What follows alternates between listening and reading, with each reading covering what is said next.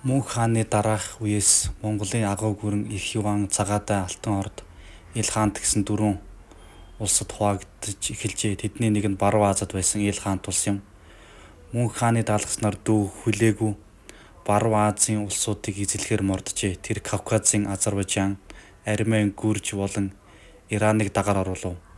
1256 онд хүлээгүү хаан Ил хаант улсыг байгуулжээ. Тэрээр улсаа зүүн, баруун, төв гурван гар болгон захирч байж. Ил хаант улсын нийслэл нь Марага, Тебриз, Султаны хотууд юм. Хүлээгүү хаан Исламитыг довтлон 1258 онд Багдадын Халибат улсыг мөхөж 1260 онд Дамаск хотыг эзэлсэн ч дараа нь Египтийн цэрэгт алджээ. Монголчууд эзэлсэн орны хүн амыг алж хятаж байсангүй. Сүм хий түүх соёлын дурслыг хизээж устгаж байгаагүй юм. Ил хаант улс Газан хаан үед их хүчирхэгжиж хааны засаглал хүчтэй болсноор орон нутгийн эрх баригчдын дураараа авирлах явдал эс болжээ.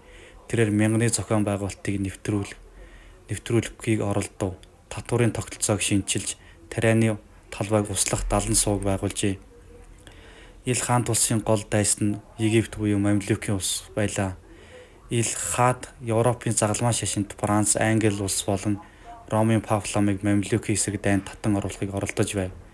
Ил хаант улсын төрийг нийт 9 хаан барьжээ. Сүүлийн хаан Абу Сайд 1335 он хүртэл оршиж байв.